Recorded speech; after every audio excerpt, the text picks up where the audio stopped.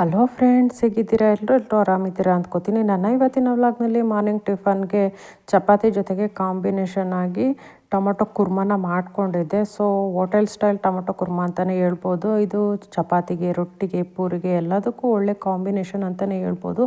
ರೈಸ್ಗೂ ಹಾಕ್ಕೊಂಡು ಊಟ ಮಾಡ್ಬೋದು. ಸೊ ಇದನ್ನು ಯಾವ ರೀತಿ ಮಾಡಿದ್ದೆ ಅನ್ನೋದನ್ನು ಇವತ್ತು ನಿಮ್ಮ ಜೊತೆ ಶೇರ್ ಮಾಡ್ತೀನಿ. ಹಾಗೆಯೇ 35ರ ನಂತರ ನಮ್ಮ ಬಾಡಿ ಹಾಗೆಯೇ ನಮ್ಮ ಸ್ಕಿನ್ನು ಎಲ್ಲದರಲ್ಲೂ ಕೆಲವೊಂದು ಚೇಂಜಸ್ ಆಗುತ್ತೆ. ಸೊ ಆ ಚೇಂಜಸ್ ಜೊತೆಗೆ ನಾವು ಯಾವ ರೀತಿ ನಮ್ಮ ಸ್ಕಿನ್ನ ಕೇರ್ ಮಾಡ್ಕೋಬೇಕು ಅನ್ನೋದನ್ನು ಇವತ್ತು ನಿಮ್ಮ ಜೊತೆ ಶೇರ್ ಮಾಡ್ತೀನಿ.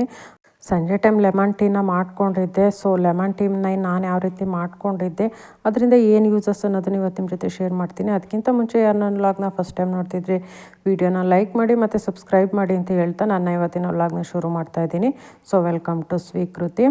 ಮೊದಲಿಗೆ ಒಂದು 7-8 ಟೊಮೊಟೊನ ತೊಗೊಂಡಿದ್ದೀನಿ. ಸೊ ಚಿಕ್ಕದಾಗಿಯೇ ಇದೆ ಟೊಮೊಟೊ, ಹಾಗಾಗಿ ಒಂದು 7-8 ಟೊಮೊಟೊನ ತೊಗೊಂಡಿದ್ದೀನಿ.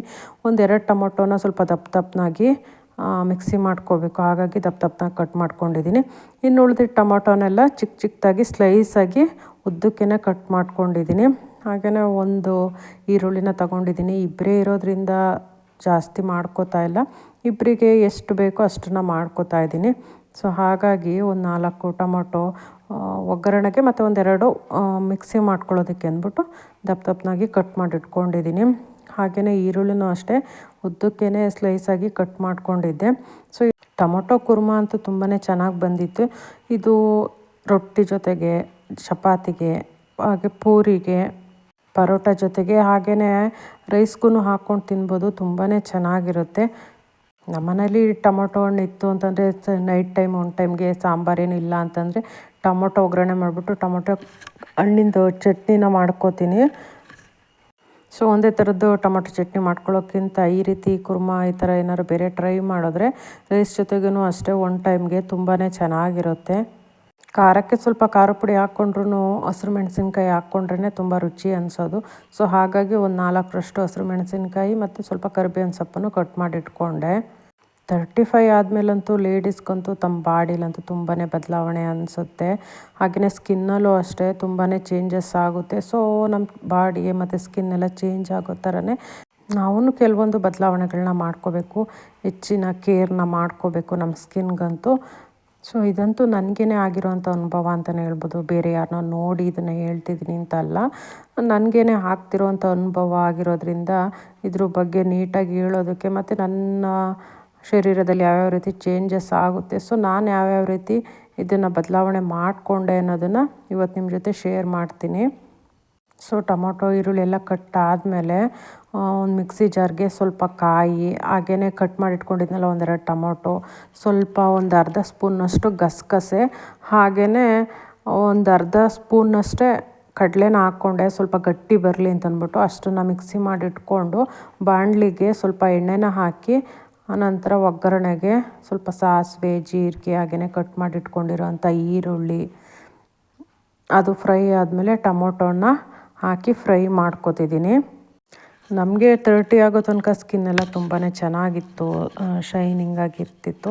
ಬಟ್ 30 ನಂತರ 35 ಆದಮೇಲಂತೂ ಸ್ಕಿನ್ನೆಲ್ಲ ಫುಲ್ಲು ಡ್ರೈ ಅನಿಸೋದು.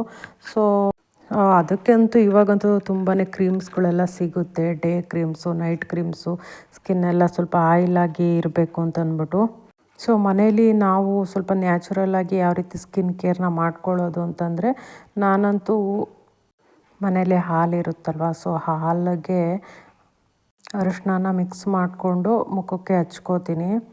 ಇದರಿಂದ ಹಾಲಿನಲ್ಲಿ ಎಣ್ಣೆ ಅಂಶ ಇರುತ್ತಲ್ವ, ಸೊ ಅದು ತುಂಬಾ ಹೆಲ್ಪ್ ಮಾಡುತ್ತೆ ನಮ್ಮ ಸ್ಕಿನ್ನೆಲ್ಲ ತುಂಬಾ ಶೈನಿಂಗ್ ಅನಿಸುತ್ತೆ. ಇನ್ನು ಅರಿಶಿನ ಹಾಕ್ಕೊಳ್ಳೋದ್ರಿಂದ ಪಿಂಪಲ್ಸು ಅಥವಾ ಪಿಂಪಲ್ಸಿನ ಕಲೆ ಏನಾದರೂ ಇರುತ್ತಲ್ವ, ಸೊ ಅದು ಯೂಸ್ ಮಾಡ್ತಾ ಕಲೆಗಳೆಲ್ಲ ನಿಜವಾಗ್ಲೂ ಮಾಯನೇ ಆಗೋಗುತ್ತೆ ಅಂತ ಹೇಳ್ಬೋದು. ಇದು ನನ್ನ ಸ್ವಂತ ಅನುಭವ. ನಾನಂತೂ ವಾರಕ್ಕೆ 2-3 ದಿನ ಹಾಲು ಮತ್ತು ಅರಿಶಿನ ಮಿಕ್ಸ್ ಮಾಡಿ ಹಚ್ಕೋತಾ ಇರ್ತೀನಿ. ಸೊ ಇದರಿಂದ ಸ್ಕಿನ್ನಲ್ಲಿ ತುಂಬಾ ಆಯಿಲ್ ಅಂಶ ಇರುತ್ತೆ ಮತ್ತು ಶೈನಿಂಗು ಬರ್ತಿರುತ್ತೆ. ಸೊ ಇದು ನನ್ನ ಸ್ವಂತ ಅನುಭವ ಅಂತಲೇ ಹೇಳ್ಬೋದು. ಹಾಗೆಯೇ ಸ್ಕಿನ್ ಗ್ಲೋ ಆಗುತ್ತೆ. ಕೆಲವರಂತೂ ನಿಂಬೆ ರಸದ ಜೊತೆಗೆ ಅರಿಶಿನ ಮಿಕ್ಸ್ ಮಾಡಿ ಹಚ್ಕೊಳ್ಳೋದು ಈ ಥರದ್ದೆಲ್ಲ ಮಾಡ್ತಿರ್ತಾರೆ. ಅದೂ ಒಳ್ಳೆಯದೇ, ಅದರಿಂದ ಫೇಸೆಲ್ಲ ಕ್ಲೀನ್ ಆಗುತ್ತೆ. ಬಟ್ ಈ ಬೇಸಿಗೆ ಟೈಮಲ್ಲಂತೂ ತುಂಬಾ ಸ್ಕಿನ್ನೆಲ್ಲ ಡ್ರೈ ಆಗಿ ಒಡ್ದಂಗೆ ಆಗುತ್ತಲ್ವ. ಸೊ ಹಾಗಾಗಿ ಈ ಟೈಮಲ್ಲಿ ಲೆಮನ್ ಎಲ್ಲ ಯೂಸ್ ಮಾಡಬಾರ್ದು. ಆಯಿಲ್ ಒಂದು ಬೆಸ್ಟ್ ಇಂಗ್ರೀಡಿಯೆಂಟ್ ಅಂತಲೇ ಹೇಳ್ಬೋದು ಫೇಸ್ಗೆ. ಸೊ ಈರುಳ್ಳಿ ಎಲ್ಲ ಫ್ರೈ ಆದಮೇಲೆ ಒಂದು ಸ್ಪೂನಷ್ಟು ಶುಂಠಿ ಬೆಳ್ಳುಳ್ಳಿ ಪೇಸ್ಟನ್ನ ಹಾಕಿದೆ. ಅದು ನೀಟಾಗಿ ಹಸಿ ವಾಸನೆ ಹೋಗೋ ತನಕ ಸ್ವಲ್ಪ ಫ್ರೈ ಮಾಡಿಕೊಂಡು, ಅದು ಫ್ರೈ ಆದಮೇಲೆ ಕಟ್ ಮಾಡಿಟ್ಟಿರೋಂಥ ಈ ಟೊಮೊಟೊನು ಹಾಕಿದ್ದೀನಿ. ಸೊ ಟೊಮೊಟೊ ಎಲ್ಲ ಫ್ರೈ ಆದಮೇಲೆ ಮಿಕ್ಸಿ ಮಾಡಿಟ್ಕೊಂಡಿದ್ದಂಥದ್ದನ್ನು ಹಾಕಿದ್ದೀನಿ. ಸೊ ಹಾಕಿ ಅದಕ್ಕೆ ಖಾರಕ್ಕೆ ಎಷ್ಟು ಬೇಕು ಅಷ್ಟು ಖಾರದ ಪುಡಿ, ಹಾಗೆಯೇ ಗರಂ ಮಸಾಲ ಒಂದು ಸ್ಪೂನಷ್ಟು ಹಾಕಿದ್ರೆ ಹೋಟೆಲ್ ಸ್ಟೈಲಲ್ಲಿ ಟೊಮೊಟೊ ಕುರ್ಮ ರೆಡಿ ಆಗುತ್ತೆ. ತುಂಬಾ ಚೆನ್ನಾಗಿತ್ತು ಟೇಸ್ಟ್ ಅಂತೂ. ಚಪಾತಿ, ದೋಸೆ, ಪರೋಟಾಗಂತೂ ಒಳ್ಳೆಯ ಕಾಂಬಿನೇಷನ್ ಅಂತಲೇ ಹೇಳ್ಬೋದು.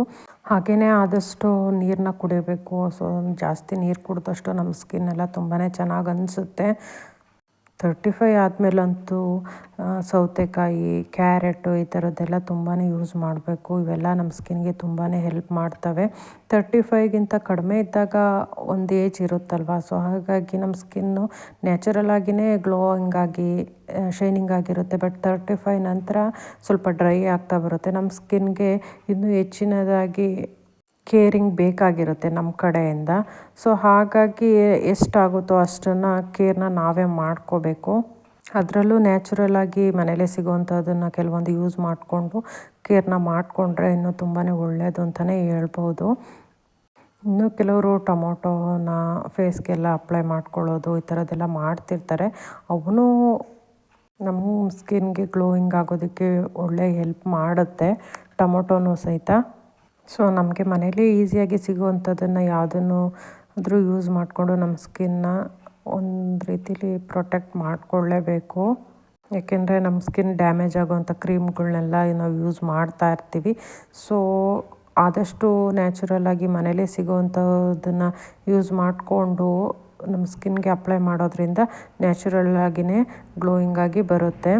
ಸೊ ನಾನು ಗಂಧ ಎಲ್ಲ ತೇಯ್ತೀವಲ್ವ, ಸೊ ಆ ಕಲ್ಲಿಗೆ ಸ್ವಲ್ಪ ಹಾಲನ್ನ ಹಾಕ್ಕೊಂಡು ಅರಿಶಿನ ಕೊನೆ ಬರುತ್ತಲ್ಲ, ಸೊ ಅದನ್ನು ಈ ರೀತಿ ಸವ್ಕೊಂಡು ಮುಖಕ್ಕೆ ಹಚ್ಕೊಳೋದು. ಅರಿಶಿನ ಅಂದರೆ ಅರಿಶಿನ ಪೌಡರ್ನೇ ಹಾಕಿ ಮಿಕ್ಸ್ ಮಾಡ್ಕೊಳಲ್ಲ. ಅರಿಶಿನ ಪೌಡರ್ ಹೆಂಗಿದ್ರು ಏನಾದರೂ ಕೆಮಿಕಲ್ ಮಿಕ್ಸ್ ಮಾಡಿರ್ತಾರೆ. ಸೊ ಹಾಗಾಗಿ ಅರಿಶಿನ ಕೊನೆನ ಹಾಲನ್ನ ಹಾಕ್ಕೊಂಡು ಈ ರೀತಿ ತೇಯ್ಕೊಂಡು ಮುಖಕ್ಕೆಲ್ಲ ಹಚ್ಕೊಳ್ಳೋದು. ಒಂದು ಅರ್ಧ ಗಂಟೆ ಬಿಟ್ಟರೆ ಸಾಕು, ಫುಲ್ಲು ಡ್ರೈ ಆಗುತ್ತೆ ಫೇಸು. ಇದರಿಂದ ಸ್ಕಿನ್ನು ಗ್ಲೋಯಿಂಗು ಆಗಿರುತ್ತೆ ಮತ್ತು ಸ್ಕಿನ್ ಟೈಟ್ ಆಗಿರೋದ್ರಿಂದ ಆ್ಯಂಟಿ ಏಜಿಂಗಾಗಿ ಹೆಲ್ಪ್ ಮಾಡುತ್ತೆ ಅಂತಲೇ ಹೇಳ್ಬೋದು. ಸೊ ಸಂಜೆ ಲೆಮನ್ ಟೀನ ಮಾಡ್ಕೊಳ್ಳೋಣ ಅಂದ್ಕೊಂಡೆ. ಸ್ವಲ್ಪ ನೀರನ್ನ ಹಾಕಿ ಹಾಗೆಯೇ 1-2 ಸ್ಪೂನಷ್ಟು ಟೀ ಪೌಡರು, ಆನಂತರ ಸಕ್ಕರೆನ ಹಾಕ್ಕೋತಾ ಇದ್ದೀನಿ. ಬೆಲ್ಲ ಇದ್ದರೆ ಬೆಲ್ಲನೂ ಹಾಕ್ಕೋಬೋದು. ನಮ್ಮ ಮನೇಲಿ ಬೆಲ್ಲದ ಟೀನೆಲ್ಲ ಕುಡಿಯೋದಕ್ಕೆ ಇಷ್ಟಪಡಲ್ಲ. ಸೊ ಹಾಗಾಗಿ ಸಕ್ಕರೆನೇ ಹಾಕ್ಕೊತಾ ಇದ್ದೀನಿ. ಆನಂತರ ಒಂದು ಅರ್ಧ ಹೋಳನಷ್ಟು ನಿಂಬೆಹಣ್ಣನ್ನು ಈ ರೀತಿ ನಿಂಬೆ ರಸನ ತೆಗೆದ್ಬಿಟ್ಟು ಟೀ ಪುಡಿ ಎಲ್ಲ ಕುದ್ದ ನಂತರ 1-2 ಎಲೆಯಷ್ಟು ಪುದೀನಾನ ಹಾಕ್ತಾಯಿದ್ದೀನಿ, ಫ್ಲೇವರ್ ಚೆನ್ನಾಗಿರುತ್ತೆ ಅಂತ ಅಂದ್ಬಿಟ್ಟು. ಸೊ ಪುದೀನ ಹಾಕಿ ಜಾಸ್ತಿ ಹೊತ್ತು ಕುದಿಸ್ಬಾರ್ದು. ಪುದೀನ ಹಾಕಿದ ತಕ್ಷಣವೇ ಸ್ಟವ್ನ ಆಫ್ ಮಾಡಿ ನಿಂಬೆ ರಸ ಇರುತ್ತಲ್ವ ಅದರೊಳಗೆ ಸೋಸ್ಕೊಂಡೆ. ಸೊ ಡಯಟ್ ಮಾಡೋರಿಗೆ ತುಂಬಾ ಹೆಲ್ಪ್ ಮಾಡುತ್ತೆ ಈ ಟೀ. ಸೊ ಖಂಡಿತವಾಗಿ ಎಲ್ಲರೂ ಟ್ರೈ ಮಾಡಿ ಅಂತ ಹೇಳ್ತಾ, ಮತ್ತು ನನ್ನ ನೆಕ್ಸ್ಟ್ ವೀಡಿಯೋಗಳಲ್ಲಿ ಮತ್ತಷ್ಟು ಸ್ಕಿನ್ ಕೇರ್ ಟಿಪ್ಸ್ಗಳನ್ನ ನಿಮ್ಮ ಜೊತೆ ಶೇರ್ ಮಾಡ್ತೀನಿ ಅಂತ ಹೇಳ್ತಾ, ನನ್ನ ಇವತ್ತಿನ ವ್ಲಾಗ್ ನಿಮ್ಮ ಜೊತೆ ಇಷ್ಟ ಆಗಿದ್ದರೆ ವಿಡಿಯೋನ ಲೈಕ್ ಮಾಡಿ ಮತ್ತು ಸಬ್ಸ್ಕ್ರೈಬ್ ಮಾಡಿ ಅಂತ ಹೇಳ್ತಾ ನನ್ನ ಇವತ್ತಿನ ವ್ಲಾಗ್ನ ಮುಗಿಸ್ತಾ ಇದ್ದೀನಿ. Thank you.